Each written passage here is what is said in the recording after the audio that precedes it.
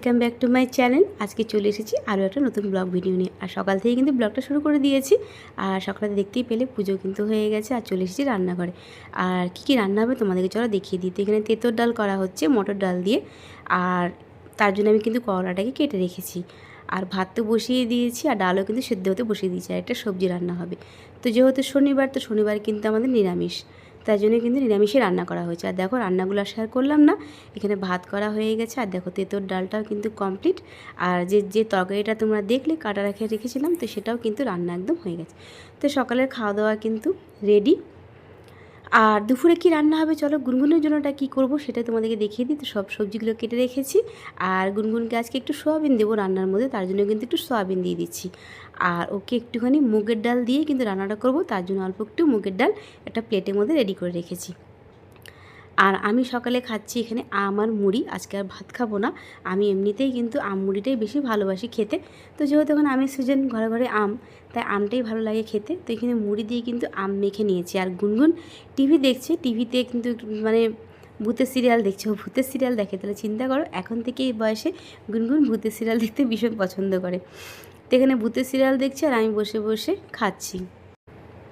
তা আমিও কিন্তু ওর সাথে সাথে একটুখানি দেখছিলাম। আমি কিন্তু ভূত দেখতে এমনি ভীষণ ভয় পাই, তা আমি দেখছি আর কি, ভালো লাগছে দেখতে।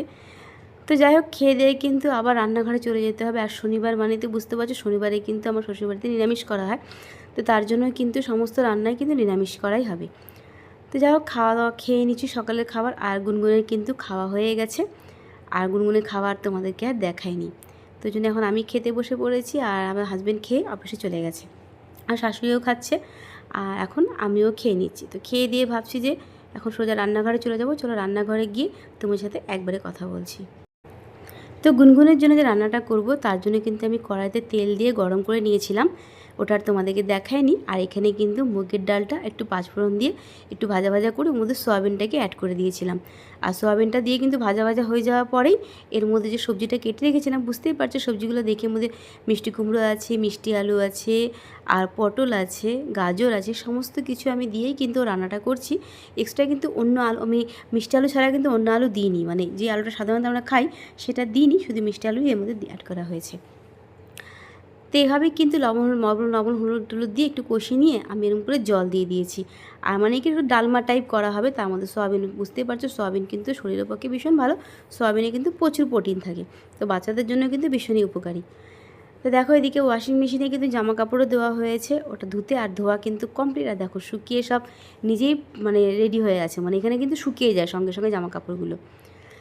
আর কি রান্না হবে দেখো, এখানে আলু আর পটল কেটে ধুয়ে আমি লবণ হলুদ মাখিয়ে রেখেছি। এটাকে কিন্তু ভাজা ভাজা করে রান্নাটা করব। আর তার জন্য এখানে দেখো আদা, মানে জিরে আর ধনে বেটে রেখেছিলাম, লঙ্কা, আর একটুখানি হবে মিষ্টি কুমড়ার বড়া। তো তার জন্য এখানে ডাল আর চাল ভিজে রেখেছি। আর এটাতে দেখতেই পারছো এখানে আলু আর পটল রেডি করাই আছে। তো যাই হোক, গুনগুনের রান্নাটা দেখা যাক কতদূর বাকি। গুনগুনের রান্না কিন্তু প্রায় হয়েই গেছে। আর একটু মানে মাখা মাখা হয়ে আসলেই কিন্তু নামিয়ে নেব। আর দেখো সমস্ত সবজিগুলো কিন্তু আমার সেদ্ধও হয়ে গেছে। তো একটু পরে তরকারিটা নামিয়ে এর মধ্যে একটুখানি ঘি দিলেই মানে হয়ে যাবে ওর মানে রান্না আর কি কমপ্লিট। আর এদিকে দেখো পটলটাকে না আমি ভালো করে একটুখানি ভেজে নিচ্ছিলাম। আর পাশে যে আলুটাকে পরে ভাজবো, তো পটলটাকে একটু লাল লাল করে ভেজে নেওয়ার পরে উঠিয়ে নিয়ে একবারে তরকারিটা যখন বসাবো তখনই তোমাদেরকে দেখাচ্ছি চলো। তো এখানে দেখতে পাচ্ছ আমি কিন্তু গোটা গরম মশলাগুলোকে প্লেটে ঢেলে নিয়েছি। মাসের বাজারে যে গোটা গরম মশলাগুলো আনা হয়েছিল, তো এগুলোকে না একটুখানি গুঁড়ো করে রাখলে সুবিধা হয়। মানে যখন তখন মানে হঠাৎ করে তো বেশি অসুবিধা হয় না দিতে, তার জন্য কিন্তু একটু গুঁড়ো করে রাখলে সুবিধা। আর ঘরের মশলা খাওয়াটাই বেটার, তার জন্য কিন্তু এখানে আমি কড়াইটা একটু গরম করে নিয়েছিলাম, তারপরে নিভিয়ে দিয়েছি চুলোটা। আর এখানে আমি এই গরম মশলাটা একটুখানি হালকা মানে গরম করে নিচ্ছি, মানে যাতে মানে পিষতে সুবিধা হয় আর কি। আর এদিকে দেখো পটলটা শাশুড়ি মা নাড়ছে, আর এদিকে কিন্তু আমিও মানে দুজনে মিলে রান্নাঘরে লেগে পড়েছি। এদিকে শাশুড়ি মা পটলটা ভাজছে, আর এদিকে আমি দেখো গরম মশলাটা রেডি করছি। তো গরম মশলাটা কিন্তু আমি এখানে একটুখানি গরম করে নেওয়ার পরে যখন কড়াইটা পুরো ঠান্ডা হয়ে আসবে, তখন তো একদম মুচমুচে হয়ে যায়, তখন কিন্তু সুবিধা হয় মানে বাটতে আর কি। তো এই মিক্সচারেই বেটে নেব আমি। তো এখানে দেখো তরকারিটা কিন্তু একদম চাপিয়ে দেওয়া হয়েছে। আর মানে একটু গামাখা গামাখা করে এখানে ঘি গরম মশলা দিয়ে নামানো হবে তরকারিটা। আর এদিকে দেখি গরম মশলাটা কতদূর হয়েছে আর কি। তো এখানে দেখো গুনগুনের জন্য যে স্নান করাবো তার জলটাও বসিয়ে দিয়েছি। আর এদিকে দেখতে পাচ্ছ মিষ্টি কুমড়ো কিন্তু কেটে রেডি, যে বড়া করা হবে তার জন্য। আর মিষ্টি কুমড়ো বড়া খেতে কিন্তু কারা কারা ভালোবাসো অবশ্যই জানিও, আমি কিন্তু ভীষণ ভালোবাসি খেতে। আর ডাল চালটা যে ভিজিয়ে রেখেছিলাম ওটা দিয়েই কিন্তু করা হবে। আর এখানে হচ্ছে কুলেখাড়া, এই কুলেখাড়া মানে একটু রান্না মানে ঝোলঝোল টাইপ করে করা হবে। এটা কিন্তু আমার হাজব্যান্ড খাবে। আর জানোই তো কুলেখাড়া খেলে কিন্তু কী হয়, কিসের জন্য খায়, উপকারিতা সেটা নিশ্চয়ই তোমরা সবাই জানো। রক্তের জন্যই কিন্তু লোকে এই কুলেখাড়াটা খায়। আর দেখো তরকারিটা কিন্তু অনেকটাই হয়ে এসেছে। আর শাশুড়িমা বললো আমি একটুখানি শিলনোড়াতে মানে একটু হালকা হালকা করে মানে ভেঙে ভেঙে দেবো, তাতে কী হয় মিক্সচারে পিসতেও সুবিধা হবে। তো এইদিকে দেখো শাশুড়ি মা তো ওদিকে করছে, মানে গরম মশলাটা খেতে করছে। আর আমি এদিকে ছাদে চলে এসেছি। ছাদে প্রচণ্ড মানে একটি রোদের তাপ, রোদ কিন্তু নেই, মেঘলা হয়ে আছে, কিন্তু তাও না চোখে রোদ লাগছে। তার জন্য কিন্তু আমি চোখটাকে ঢেকে রেখেছি হাত দিয়ে।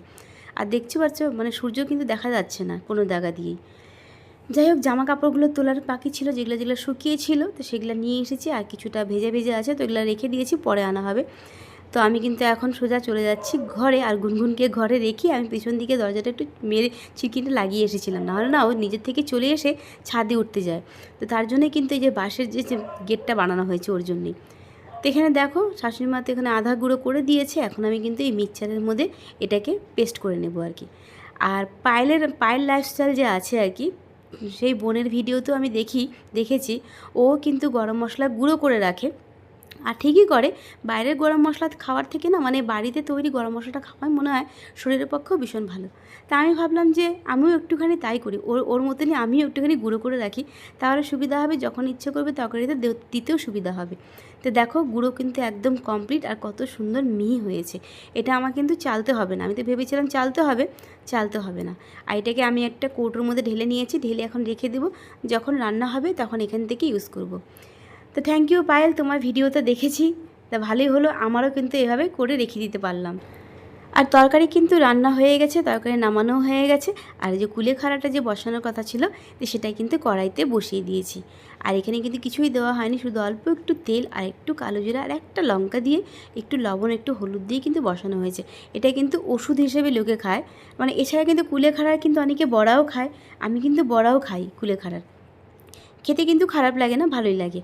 আর এদিকে দেখো, এদিকে কিন্তু তরকারিটা কিন্তু একদম রেডি, ঘি গরম মশলা দিয়ে একদম নামানো হয়ে গেছে। আর গরম মশলা দেওয়ার পরে ঘি দেওয়ার পরে বেশ সেন্টটাও খুব সুন্দর লাগছে। আর দেখো ডাল আর চাল আর লঙ্কা একসাথে বেটে নেওয়া হয়েছে, এটা দিয়েই কিন্তু বড়াটা করা হবে। আর এদিকে দেখো বড়ার ব্যাটারটাই কিন্তু রেডি করে নিয়েছি, কিন্তু অল্প একটু লবণ কম হয়েছিল, তাই একটু লবণ দিয়ে না ভালো করে ঘেটে নিলাম। আর যত মানে ব্যাটারটাকে ঘাটবে ভালো করে, তত কিন্তু বড়াটা বেশ ভালো হয়। তো এই কুমড়োটাকেও কিন্তু আমি অল্প লবণ গায়ে লাগিয়ে নিচ্ছি। তো দেখো দুটোই কিন্তু একদম রেডি। আর কড়াই কিন্তু বসিয়ে দিয়েছি, আর তেলও দিয়ে দিয়েছি, সাদা তেল দিয়ে ভাজবো। তো এখানে কিন্তু লোহার কড়াইতেই ভাজা হয়, এটা কিন্তু আমাদের বড়া যে কোনো ভাজা ভুজা বলো, বড়া বলো, লুচি বলো, এই কড়াইতেই কিন্তু করা হয়। আর লোহার কড়াইতে কিন্তু রান্না কিন্তু ভীষণ ভালো হয়। তো তার জন্য দেখো এখানে তেলটা গরম হওয়ার অপেক্ষায়, এই জন্য আমি একটা ছোট্ট করে একটা দিয়ে দিলাম মানে যে ব্যাটারটা বানিয়েছিলাম। তো দেখলাম না তেলটা কিন্তু গরম হয়ে গেছে। আর এটাকে কিন্তু আমি তুলে নিয়ে এখন আমি ওই চুলের মধ্যে দিয়ে দেবো। তো এইভাবেই কিন্তু বড়াগুলোকেও ভাজবো। আর আমার না বেশি ফোলা অনেকে আছে না ফোলা বড়া ভালোবাসে, আমি আবার খুব একটা ভালোবাসি না। আমার একটু মানে কি চাপা চাপাই হবে, কিন্তু বেশ কুড়মুড়ো হবে, ওরকম ধরনের বড়া খেতেই ভালো লাগে। তো অনেকেই আছো যারা কিন্তু ওই যে ফুলকো বড়া খেতে ভালোবাসো, আমি কিন্তু ফুলকো খেতে ভালোবাসি না। শুধু আমি না, আমার বোনও কিন্তু ফুলকো বড়া একদম ভালোবাসে না, মানে লুচির মতন ফুলে যাওয়া বড়া, বেশ চাপা হবে কিন্তু বেশ মুচমুচে হবে, সেই ধরনের বড়া খেতেই আমার বোন আর আমি দুজনেই বেশি ভালোবাসি। তো এখানে কিন্তু বড়া ভেজে নিচ্ছি, অল্প কটাই ভাজবো। আর গুনগুনকেও কিন্তু বড়া খেতে খুব ভালোবাসে, তো গুনগুন আমাকে বলছে যে আমাকে একটু বড়া ভেজে দিও, তো তার জন্য কিন্তু এখানে গুনগুনও খাবে, তো গুনগুনের জন্য একটু ভাজবো। তো এখানে মানে দিদি শাশুড়ি আছে যে আমার, তার জন্য দেওয়া হচ্ছে, ভাজা হচ্ছে। আর দেখো বড়াগুলো যেহেতু আজ কমিয়ে ভাজছি না, বেশ সুন্দর হয়েছে ভাজাটা। আর যখন একটু লালচে হয়ে আসবে তখন কিন্তু আঁচটা একটু বাড়িয়ে দেবো, মানে জাস্ট একটু ভাজা হওয়ার জন্য। ভেতরটা কিন্তু সেদ্ধ হয়ে গেছে। আর দেখো এক খেপ ভাজা হয়েই গেছে আমার। তো ভাজাগুলো তুলে রেখেছি। আর এখানে কিন্তু লঙ্কার বড়া খাবো আমি, তার জন্য একটু লঙ্কার বড়াও ভেজে নিয়েছিলাম। আর দেখো ভাজাগুলো কত সুন্দর হয়েছে। তো ভাজা কমপ্লিট। আর গুনগুনের জন্য খাবার নিয়ে নিয়েছি, গুনগুনের যে তরকারিটা করেছিলাম, তরকারি ভাত। আর এই দেখো বড়া, ও বড়া খাবে বলে বড়া নিয়ে নিয়েছি। তো গুনগুনের খাওয়া পরেই কিন্তু আমিও খেয়ে নেব। তো গুনগুনের খাওয়া তো হয়ে গেছে। তো তো গুনগুনকে ঘুম পাড়িয়ে আমিও কিন্তু খেতে বসে পড়েছি, আর যা যা আছে সব দেখতেই পারছো, সবই নিয়ে নিয়েছি। আর এরকম খাবার খেতে কিন্তু আমি ভীষণ ভালোবাসি। তোমরা কারা কারা এই ধরনের খাবার খেতে ভালোবাসো অবশ্যই একটা কমেন্ট করে জানিও। আর বিশেষ করে বড়া বড়া খেতে সবাই ভালোবাসে, কে না ভালোবাসে। আর বড়া খেতে আমার আমার আমার তো ভীষণই ভালো লাগে। আমার শুধু আমার একা না, আমার গুনগুনও খুব ভালোবাসে, আমার বোনও ভীষণ ভালোবাসে বড়া খেতে। তো যাই হোক, এই ধরনের খাবারই আমি ভীষণ পছন্দ করি। আর নিরামিষ খাবার না শরীরের পক্ষেও কিন্তু উপকার বেশ। মাছ মাংস যতই তুমি খাও না কেন, শাক সবজির মতন কিছুই হয় না। তো আজকের ভিডিওটা তোমাদের কেমন লাগলো অবশ্যই একটা লাইক কমেন্ট করে জানাবে। আর খুব তাড়াতাড়ি আবার চলে আসবো। তো চলো, টাটা।